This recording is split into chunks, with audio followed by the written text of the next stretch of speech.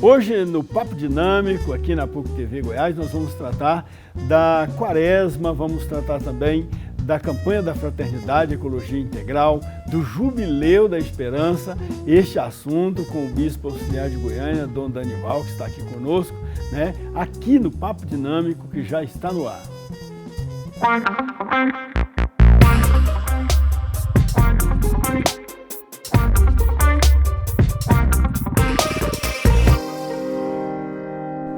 Olá, gente boa, muito boa noite. Estamos iniciando o Papo Dinâmico na PUC TV Goiás. Como já anunciamos, vamos entrevistar hoje o nosso Bispo Auxiliar de Goiânia, um dos bispos auxiliares de Goiânia, Dom Danival Milagres Coelho. Obrigado, Dom Danival, pela presença, por ter aceitado nosso convite de estar aqui conosco. Boa noite. Boa noite, professor. Boa noite a todos que nos acompanham neste momento. Uma alegria estar aqui compartilhando um pouquinho da minha vida e também da reflexão que esses temas nos sugerem, sobretudo nesse tempo de graça, o tempo da Quaresma e o tempo do Jubileu que estamos vivendo. Perfeito. Antes da gente fazer um monte de perguntas para o senhor, nós queremos conhecê-lo melhor, né? Sabemos que o senhor nasceu em 4 de setembro de 76, ou seja, uma pessoa muito jovem, né, para ser bispo. Nasceu na cidade Senhora dos Remédios, Minas Gerais. Minas Gerais que é um celeiro de bispo, né? Já tivemos aqui o bispo Dom Moacir, que veio de lá, o Dom João Justino é de Minas, né? Isso. Então, o que acontece que Minas produz tantos bispos assim? Então, Minas Gerais é um estado profundamente católico, né? Podemos assim afirmar. E a minha arquidiocese de origem, né, que é a Arquidiocese de Mariana, ela é a primeira arquidiocese de Minas Gerais, a diocese primaz de Minas. E ali está, vamos dizer assim, o centro do catolicismo, dizia até Dom Luciano, né? Porque é uma arquidiocese antiga, ela está completando este ano 280 anos de criação, então ela tem uma história, uma tradição de fé, de piedade popular. E a minha paróquia de origem, por exemplo, que é paróquia da cidade de Senhora dos Remédios, que também tem o nome Nossa Senhora dos Remédios, é uma paróquia onde recebeu um pároco que por lá trabalhou 38 anos, Padre Egídio Geraldo Reis. Ele trabalhou muito pelas vocações. E assim, várias paróquias da Arquidiocese de Mariana, as paróquias tiveram a presença de padres zelosos pelas vocações. E, portanto, a Arquidiocese de Mariana se tornou uma terra fértil de vocações sacerdotais e episcopais, né? Na nossa Arquidiocese de Mariana, no ano passado, eu fui o segundo bispo e depois de mim foi nomeado mais um. Fomos 3 bispos nomeados no primeiro semestre do ano passado, de 2024.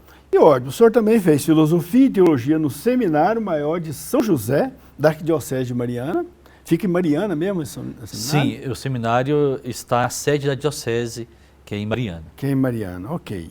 Possui mestrado em Teologia Bíblica, 2005 a 2008, na Pontifícia Universidade Gregoriana, em Roma, na Itália, não é isso? Justamente, é. Isso. E talvez retomando um pouquinho, professor, se permite, da minha história, né? Como o senhor falou que eu nasci em Senhora dos Remédios, ali eu vivi até os meus 15 anos. Eu fiz o ensino fundamental e o ensino médio eu já fiz no seminário.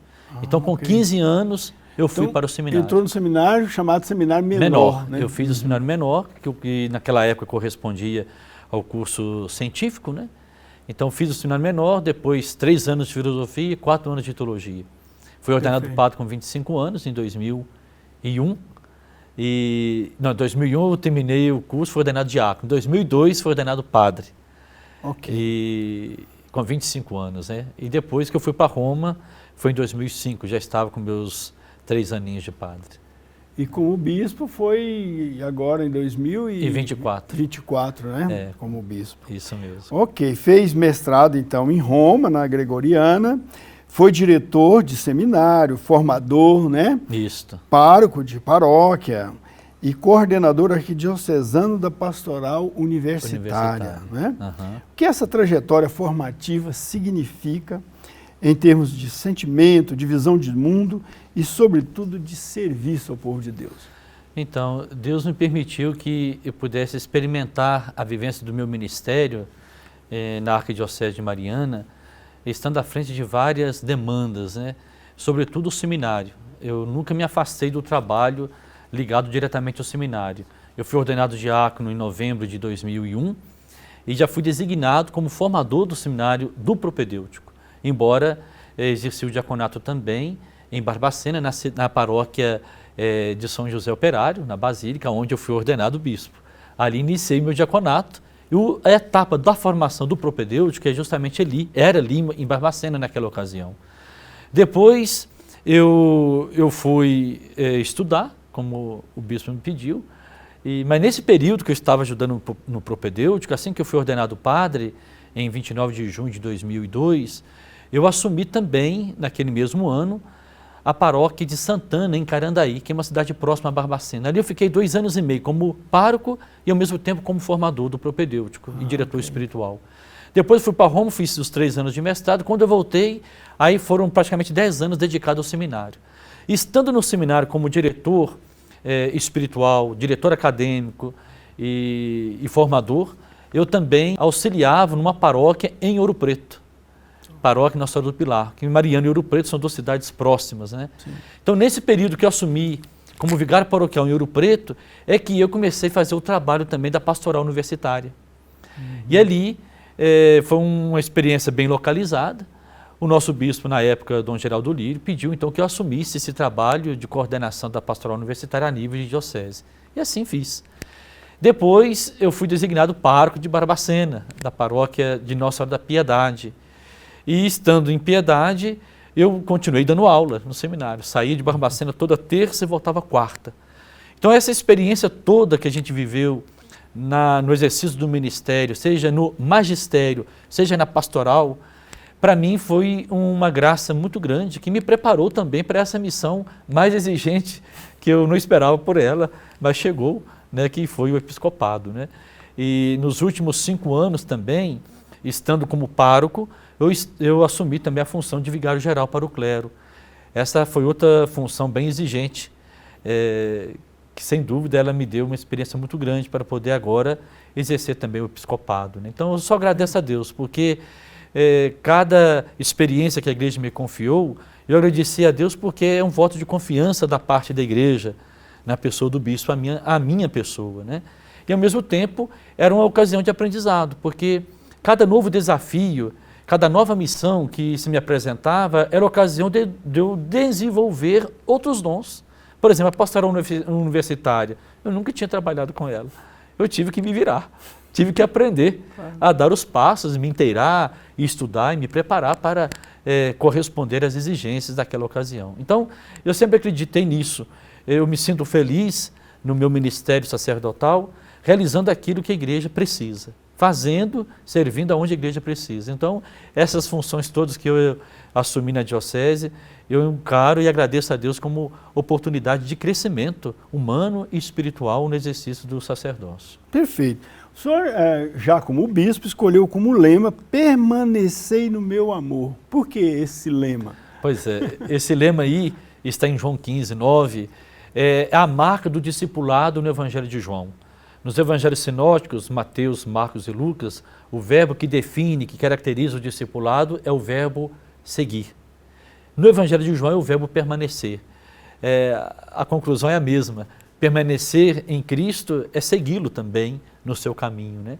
E o que nos move, o que nos motiva sempre a viver o apostolado de forma eficaz é a gente viver intensamente o nosso discipulado.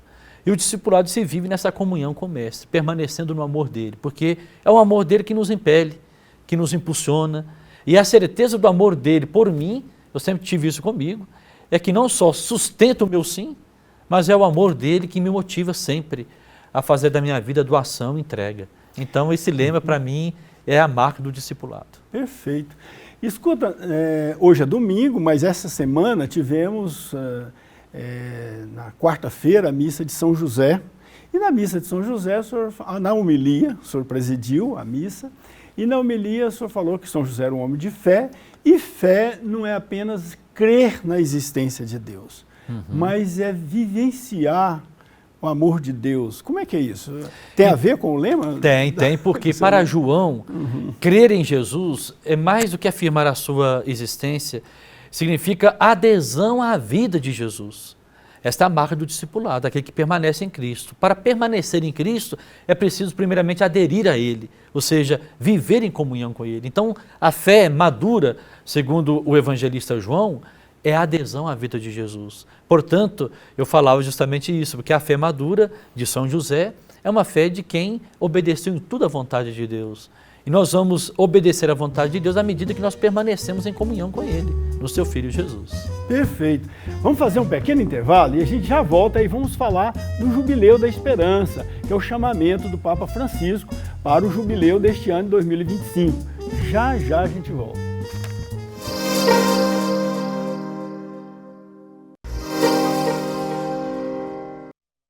De volta com o Papo Dinâmico na PUC TV Goiás. Hoje estamos entrevistando o Bispo Auxiliar de Goiânia, Dom Danival Milagres Coelho. Ele está aqui para falar dele, já falou dele e agora vai falar também do Jubileu da Esperança. Mas antes, queria saber como é que o senhor está se sentindo em Goiânia. Já tem o quê? 1 ano e pouco o senhor está aqui? Quase 1 ano. Em maio completa 1 ano. Completa 1 ano, Eu estou muito bem, me sinto muito bem acolhido, bem adaptado, graças a Deus. Eu tinha medo do calor, que o pessoal falava, você vai para Goiânia, é muito quente, mas eu não vejo tão exagero assim, porque essa mudança climática está em todo o Brasil. Lá em Mariana mundo, né? tinha piqui com guariroba? Não, lá não tem essas coisas não. Há regiões de Minas que tem piqui, mas na minha região não tinha. Mas aqui o senhor já experimentou o piqui com guariroba? Não. Eu já comi só o arroz, mas sem o piqui. Eu não recomendo, não. Eu mesmo sou goiano, mas não encaro. Eles brincam comigo, você gosta do piqui? Se gosto, mas no prato dos outros. É bonito, cheiroso, mas para mim é meio indigesto, eu não gosto. É muito forte. Então, este ano a igreja no mundo está celebrando o Jubileu da Esperança. E o que significa esse jubileu neste ano agora? Então, a igreja sempre, a cada 25 anos, ela celebra o jubileu que marca o nascimento de Jesus, que entra na história para nos salvar. Bastaria celebrar justamente esse fato, como celebramos no ano 2000, os 2000 anos do nascimento de Jesus. Mas quis o Papa Francisco, neste ano santo de 2025, ou seja, passados os 25 anos do último jubileu ordinário, a igreja convocou esse jubileu ordinário. Nós tivemos outro em 2015, um jubileu extraordinário, que foi o jubileu da misericórdia. Mas esse especificamente, ele tem como objetivo, como todo jubileu, reanimar os fiéis na fé, fortalecer a vida cristã, reanimar-nos também na vida espiritual. Quis o Santo Padre, o Papa Francisco, colocar um tema específico para esse jubileu, que é o tema da esperança. A esperança não decepciona. É claro que não tem como falar da esperança sozinha, de forma isolada. Ela é uma das virtudes teologais, então, portanto, ela vai compreendida à luz da fé e a partir desta fé que se fundamenta no amor. Então, fé, esperança e caridade caminham juntas, para a gente entender, né, eu não acrescento a palavra da paciência. Parece que ele tem alguma homilia dele, algum local que ele fala da paciência também, porque a esperança depende também da paciência. Depende da paciência. Isso é quando ele desenvolve o tema da esperança. Né? A esperança, ela exige de nós também a paciência, porque hoje nós vivemos num mundo do imediatismo, né? Tudo tem que ser aqui e agora. Né? As pessoas enfrentam um problema. As pessoas esperam, mas não esperam tanto. Não esperam, não tem paciência de esperar. Né? Tudo tem que ser agora, no momento exato. Né? O problema aconteceu agora, a solução também tem que ser imediata, e não é assim. Sim. Há certas situações que a gente tem que saber esperar. Né? Então esse jubileu, ele quer, com um grande objetivo, nos reanimar na esperança, mas também na fé e no compromisso da caridade. Né? O que significa? O caminho se faz peregrinando. Então, reconhecer que nós somos peregrinos de esperança e não da esperança, né, como o tema propõe, é lembrar que nós estamos neste mundo de passagem, a nossa vida é um constante peregrinar. Né? Nós temos, mesmo que a pessoa ela esteja impossibilitada de caminhar, ela é, na sua existência, um peregrino. Né? Porque nós nascemos e crescemos.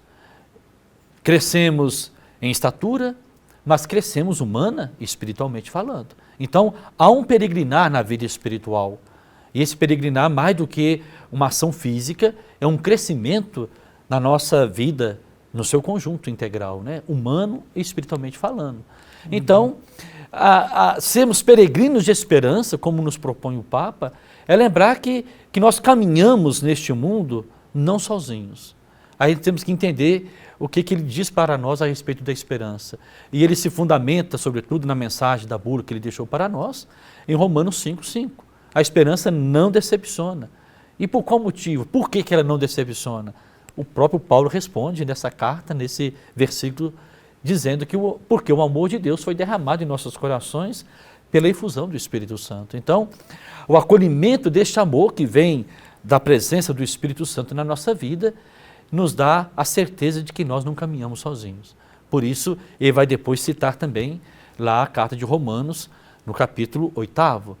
Quem pode nos separar do amor de Deus? Nada. Nem a morte, nem sofrimento, nada poderá nos separar do amor de Deus. E se vivemos dessa certeza, então nós não caminhamos mais sozinhos. Então, sermos peregrinos de esperança, eu tenho falado também, antes de tudo, sermos peregrinos na fé. Por isso que na missa a gente fala, caminhamos na estrada de Jesus. Né? Isto. Tem uma caminhamos na estrada de Jesus, não estamos sozinhos, né? Tá certo. E como a igreja de Goiânia está celebrando o jubileu? Então, nós tivemos uma abertura muito bonita no final do ano passado, no dia 29 de dezembro, na Catedral. O nosso arcebispo determinou várias igrejas como locais de visita, de peregrinação. Então, a nossa arquidiocese tem oferecido várias celebrações jubilares ao longo deste ano para várias pessoas, né? Categorias também de pessoas, de fiéis, de grupos, de pastoral, de movimento, para vivermos intensamente um ano marcado pela reflexão do jubileu. Então, nós temos a oportunidade, sobretudo, de motivar os fiéis para fazer não só uma experiência de serem peregrinos fisicamente, mas a motivação maior é que os fiéis possam viver esse ano como uma experiência de conversão. Porque o grande fruto do jubileu é experimentar o amor misericordioso de Deus. Ou seja, passar pela experiência da mudança de vida, da conversão. Senão, como diz o Papa Francisco, o jubileu pode se tornar ocasião de fazer turismo religioso. E não é. O jubileu é mais do que ir a Roma, passar pela porta, e a porta, na verdade, é o Cristo, é passarmos pela experiência do amor dele, do amor que nos reconcilia com o Pai, o amor dele que nos perdoa e que nos reconcilia também com os irmãos. Então, a experiência do jubileu é uma experiência de reconciliação com Deus e com os irmãos. Vou aproveitar e uma curiosidade minha aqui. Sim. Nem está no nosso roteiro, mas Jesus Cristo chama os apóstolos e fala, ide pelo mundo, anunciar o evangelho a todas as criaturas, a todas as pessoas, sei lá, a todos os lugares. Hoje no mundo, o cristianismo está muito presente, eu não sei quantos bilhões de pessoas no planeta são cristãos. Mas a gente está longe para atingir essa meta de Jesus Cristo de evangelizar todo mundo, não, Dom João? É claro. Dom Danival. É claro que a meta é sempre o ideal, né, que nós devemos ter em mente, né? Mais do que simplesmente anunciar Jesus Cristo para quem nunca ouviu falar dele, e para mim hoje o desafio maior da evangelização é anunciar o Cristo para aqueles que foram batizados. O Papa Francisco tem insistido tanto em atualizar sempre o querigma, ou seja, o primeiro anúncio dessa verdade de fé, que é o amor salvífico de Cristo por nós. Então, o desafio maior da nossa missão hoje da igreja talvez seja anunciar o Cristo para aqueles que já ouviram falar dele, ou que talvez já tenham sido até batizados, mas ainda não fizeram a experiência de conhecê-lo profundamente. E aqui o conhecimento da pessoa de Jesus Cristo não é uma atitude racional, mas é uma atitude cordial. É uma experiência de fé do amor dele por nós. É aí que nós adquirimos o conhecimento da pessoa de Jesus Cristo e crescemos na fé.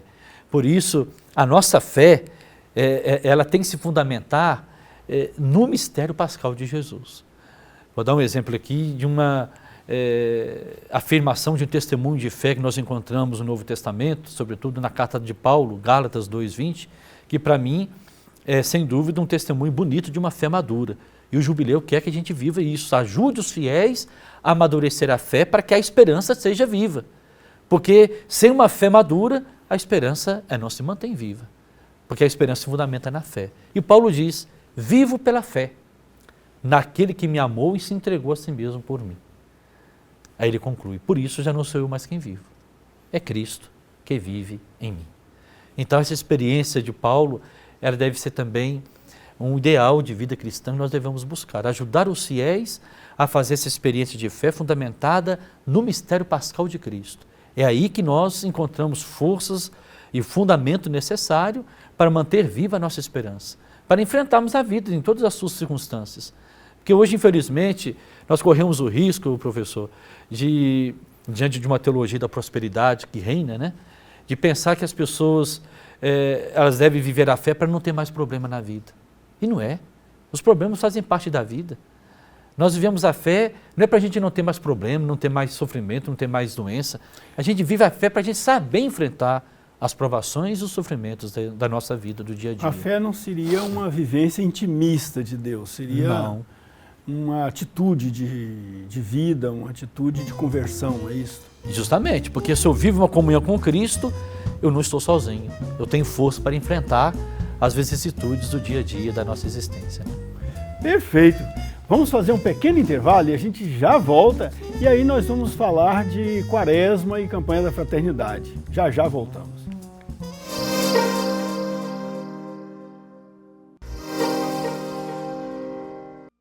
De volta com o Papo Dinâmico, aqui com Dom Danival Milagres Coelho. Milagres Coelho. Dom Danival, bispo auxiliar de Goiânia, está aqui falando com a gente da vida dele, do jubileu, da esperança, e agora vai falar um pouquinho da campanha da fraternidade. Não, nós vamos falar ainda da Quaresma, né? Da Quaresma.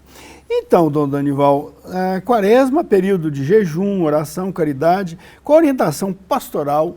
O senhor é também pastor agora, né? Bispo, já tem mais de ano, é pastor.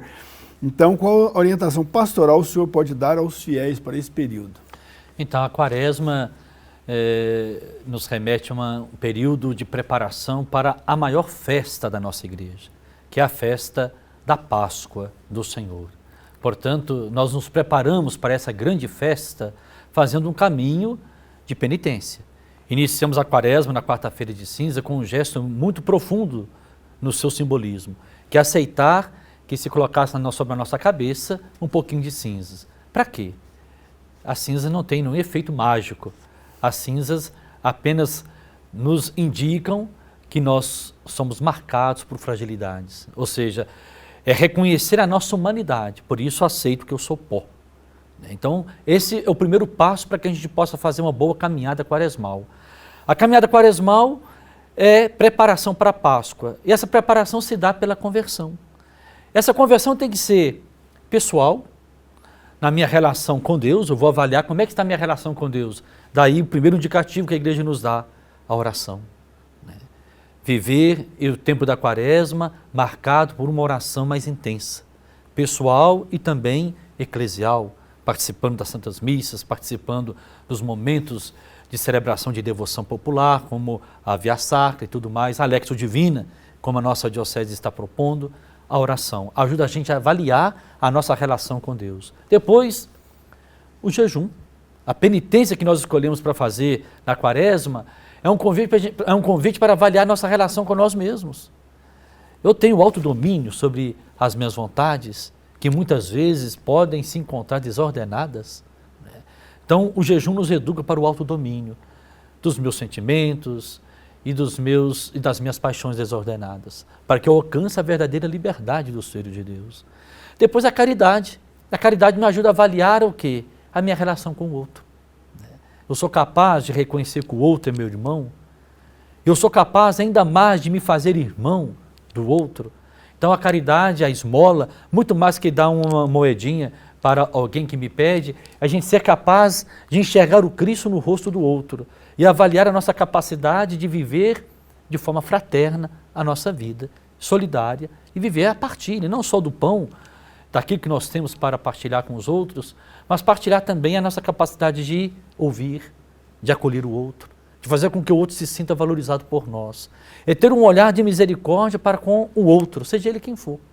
Então, esse é o exercício da caridade. Então, a Quaresma, ela nos prepara para celebrarmos a Páscoa do Senhor e celebrar também a nossa Páscoa. Ou seja, nós também vamos fazer dessa caminhada quaresmal uma passagem. A palavra Páscoa significa passagem. Nós queremos passar do homem velho para o homem novo. E o grande ponto a que nós queremos chegar com toda a caminhada quaresmal é a celebração do mistério pascal de Jesus, que culmina na Semana Santa. E o tríduo pascal, que começa na quinta-feira santa, sexta e sábado, ali é o coração da Semana Santa. Toda a caminhada quaresmal converge para o tríduo pascal. E a grande noite santa da vigília, ali todos os cristãos católicos, naquela noite, são convidados a quê? A renovar o seu batismo. Na tradição da igreja, é a noite que se reserva para os catecúmenos, aqueles que ainda não são batizados, seja adultos, seja crianças, para serem batizados também naquela noite. E nós que já fomos batizados, renovamos o nosso batismo. E ali renova-se ali as promessas batismais. Ali a gente renuncia tudo aquilo que nos afasta de Deus e renovamos a nossa fé. Mas para isso eu tenho que viver a conversão. E a conversão é graça de Deus. E eu experimento a conversão à medida que eu experimento primeiramente o amor de Deus, me esforço em fazer uma caminhada, buscando e valorizando também o sacramento do perdão, que é a confissão.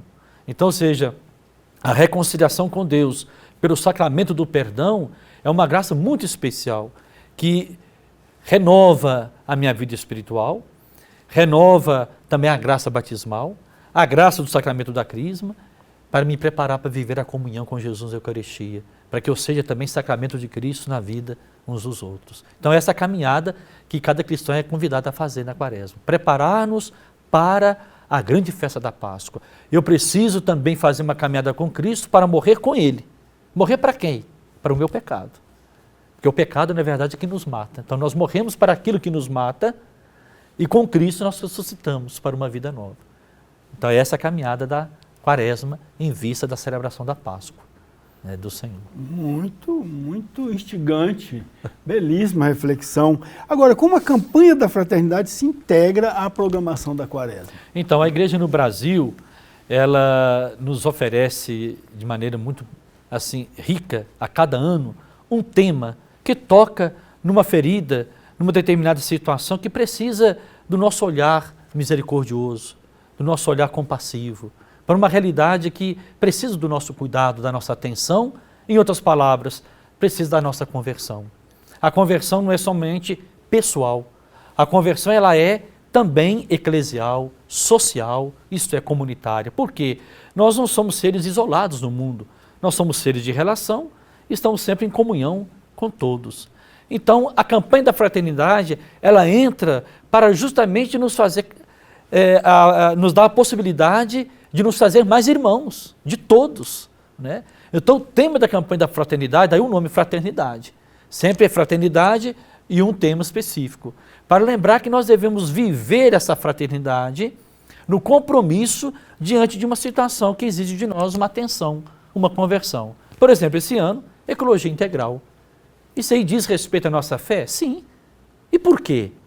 Não é um tema alheio à vida cristã, e nem mesmo alheio à vida da igreja, à nossa missão evangelizadora. Por quê? Se nós negarmos que toda a obra da criação, que toda a natureza é obra divina, aí nós vamos, ao invés de cuidar dela, como lá está no livro do Gênesis, Deus viu que tudo era bom. Esse é o lema da campanha da fraternidade.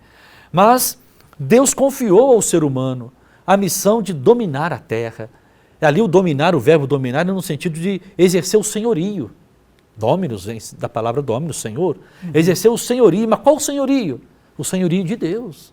No sétimo dia Deus descansou, para que agora o ser humano entre em ação, cuidando de toda a obra da criação como dom de Deus. São Francisco de Assis, ele nos inspira nessa campanha, porque ele foi capaz, no tempo dele, de ter esse olhar contemplativo para toda a beleza da natureza e reconhecer que tudo é dom de Deus. E aclamar como o autor sagrado colocou lá, Deus viu que tudo era muito bom. Nós não podemos perder esse olhar contemplativo da beleza da natureza, que vem se machucando, se estragando por nossa causa. Então a igreja, quando coloca o tema da ecologia integral, quer dizer, olha, nós fazemos parte de todo esse conjunto, de toda a obra da criação. Nós não somos seres isolados da natureza. Nós dependemos de tudo, da terra, da água, dos animais, do ar, do oxigênio, das plantas, de tudo. está tudo interligado. Então, nós temos a gravíssima responsabilidade do cuidar dessa casa comum, não só para que a gente tenha condições de vida digna no presente, mas nós não vivemos a vida de forma egoísta. Nós temos que pensar em quem vem depois, nas gerações futuras. Então a igreja, quando coloca um tema da campanha da fraternidade, ela quer nos convocar a uma conversão também comunitária. Eu também tenho que me sentir corresponsável pelo cuidado dessa casa comum. E isso aí não é invenção do Papa Francisco, não, né? Porque ele escreveu uma encíclica, Laudato Si, nos chamando a atenção para o cuidado da casa comum. Não, muitos papas já tinham alertado para esse cuidado. Vamos citar aqui o Papa João Paulo II. Ele exortava os bispos, no início desse século, a termos o cuidado pastoral de cuidar de fato da casa comum, de ajudar os fiéis a ter esse olhar contemplativo e cuidadoso para com a obra da criação. Perfeito.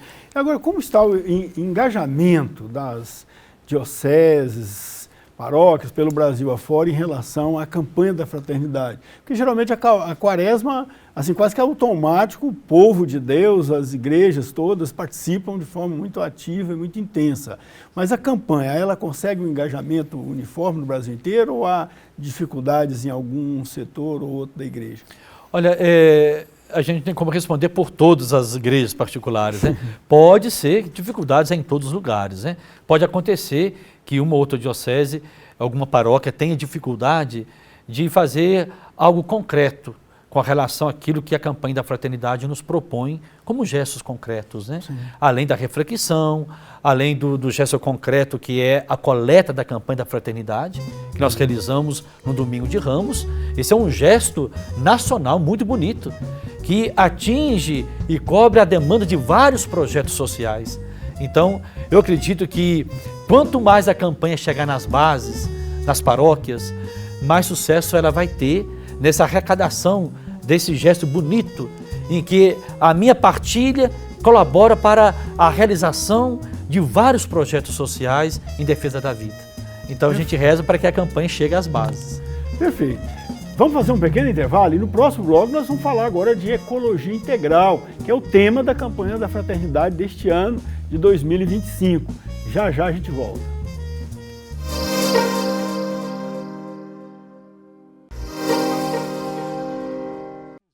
Volta com o Papo Dinâmico na PUC TV Goiás.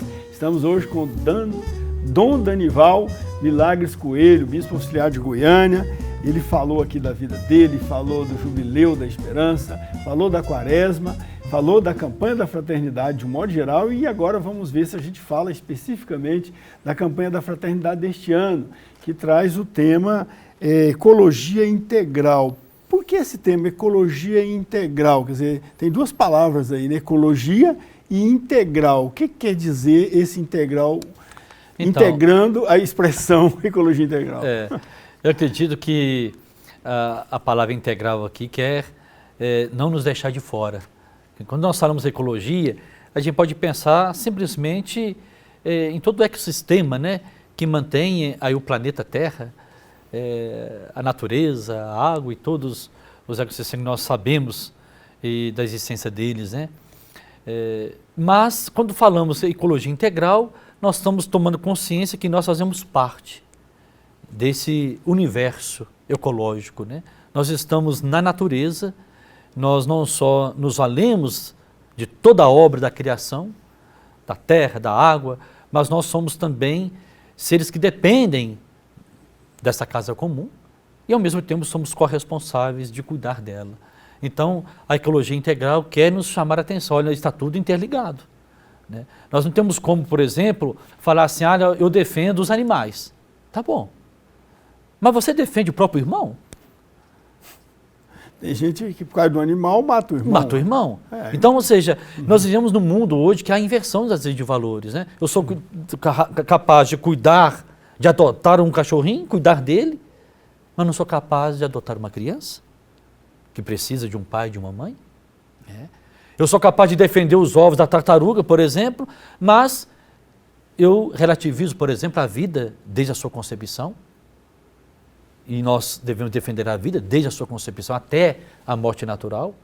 Ou então podemos pensar de forma equivocada. Ah, tá bom, eu defendo a vida dos povos originários, a vida dos vulneráveis, mas não reconheço o valor da vida na sua concepção, no nascituro. Ou então defendo só o nascituro e não defendo, por exemplo, a vida dos indígenas, a vida de todos aqueles que vivem a experiência da vulnerabilidade. Então, ou seja, quando nós falamos de ecologia integral, nós temos que pensar um pouquinho mais longe. Nós temos que nos integrar no conjunto de tudo aquilo que mantém a vida, né? Tudo aquilo que é garantia de vida. E nós temos a corresponsabilidade de cuidar da vida no seu conjunto. Cuidar da vida da fauna, da flora, do ser humano, de todos. Ou seja, tudo está interligado. Nós não podemos, de fato, ignorar a vida nas diversas expressões dela. Se somos defensores da ecologia integral, nós temos que defender a vida em todas as suas circunstâncias. Senão nós caímos na contradição e na inversão de valores. Perfeito. Escuta, que o nosso planeta está em crise climática é visível. Sim. A gente vê claramente, né? Mas temos também sinais de esperança? Pois é, nós estamos no jubileu da esperança, né? E nós não podemos perder a esperança. E para a gente não perder a esperança, a gente não pode só esperar que, né? Nós temos que esperar em. É um pouquinho diferente, a gente só espera que, a gente fica aguardando, às vezes passivamente, que algo aconteça de diferente, no cuidado que o ser humano tem que ter com a criação. Se nós esperamos em Deus e fortalecemos a nossa fé, aí que entra o sentido que a igreja coloca da conversão ecológica. Se eu espero em Deus, eu sou capaz de viver conscientemente da minha missão também, de cuidar daquilo que Deus criou e me sentir corresponsável por isso. Então, se eu espero em Deus e vivo na comunhão com Ele, eu vou também me sentir responsável de viver aquilo que Ele pediu. É uma missão nossa, né? Cuidar de toda a obra da criação. Então, nesse sentido, nós temos que incentivar os fiéis a não perder a esperança, no sentido de que, olha, nós podemos fazer pequenos gestos, que pode ser às vezes insignificante, mas já vai criando e gerando uma mudança cultural. Mudar os hábitos culturais exige tempo, mas temos que começar, né? Nem que seja, por exemplo, incentivar as pessoas nas escolas, nas nossas paróquias, a coleta de lixo, né? De seleção de lixo. Separar aquilo que é orgânico, aquilo que não é orgânico. É um gesto simples, mas é eficaz. Então, ou seja, a educação para essa consciência do cuidado com toda a criação, ela tem que começar agora, né? E isso traz para nós esperança, porque nós estamos sofrendo as consequências de quem no passado e até hoje ignoram que há uma mudança, que nós estamos sofrendo das consequências do ser humano de ter um olhar apenas egoísta e financeiro e de lucro diante daquilo que a natureza tem a nos proporcionar. A igreja quer mudar também esse modo do ser humano lidar com a terra e com a natureza, né? Essa conversão individual, eu diria até microconversão, conversão de grupos, de comunidades, me parece mais plausível, apesar de ser um desafio grande. Mas eu vejo com uma certa dificuldade uma conversão, por exemplo, de grandes potências, de grandes governos, de grupos econômicos. E o Papa Francisco, no livro dele lá, na encíclica, acho que é a encíclica, Humanismo Solidário, sim, ele fala disso, né, da conversão dos grandes conglomerados, das potências. Como é que alternativa a gente tem para viabilizar a conversão de forças tão poderosas? Pois é, nós temos que agradecer a Deus que nós temos um Papa que tem a coragem de tocar em temas tão pertinentes ao mundo como o tema da ecologia, né? E a igreja, ela sempre tem uma voz profética. E nós temos que ter a coragem de estar tocando nesses temas que podem incomodar a muitos, mas nós plantamos hoje, sabe, professor? a gente não pode ter também aquela pretensão de querer colher de imediato, né? É um desafio, concordo plenamente com o senhor. Como atingir essas grandes nações, né?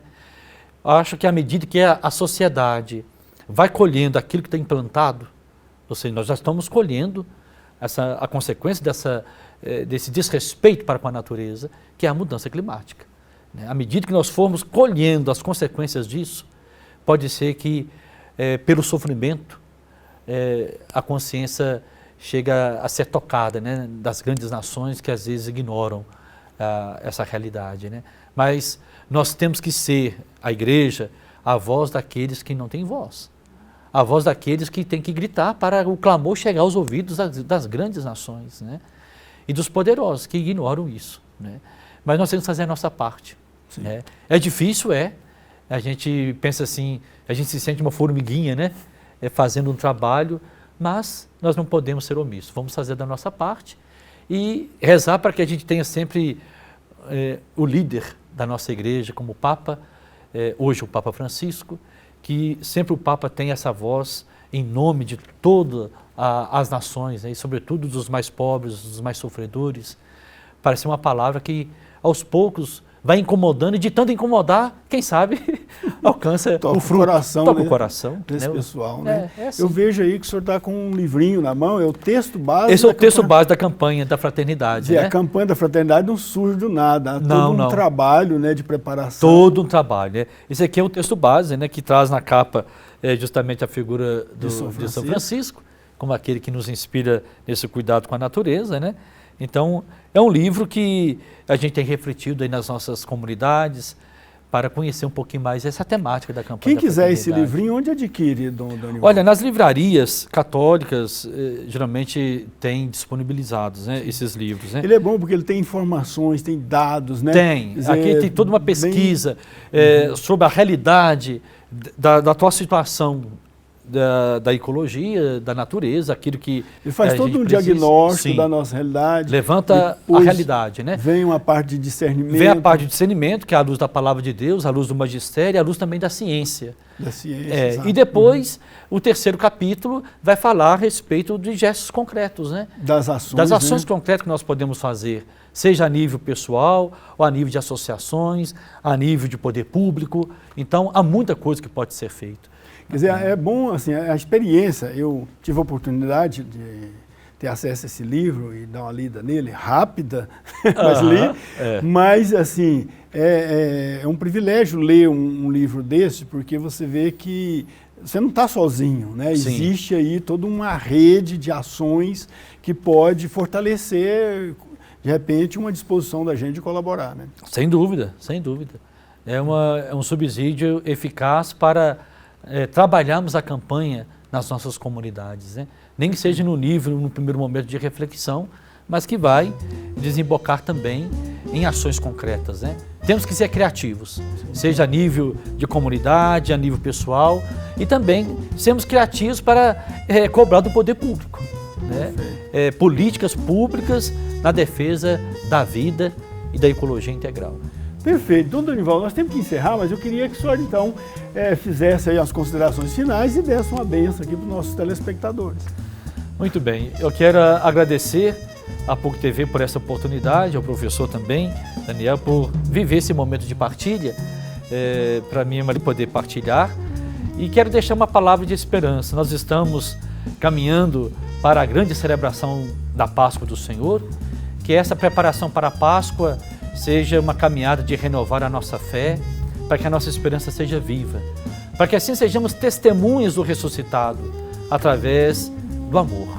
A nossa fé, ela é testemunhada por gestos concretos de caridade, de amor fraterno, mas que a gente seja também sinal de esperança na vida de nossos irmãos e irmãs. O Papa Francisco nos exortou na sua bula para o Ano Santo, para sermos capazes de sermos sinais de esperança em várias realidades que necessitam da nossa presença solidária.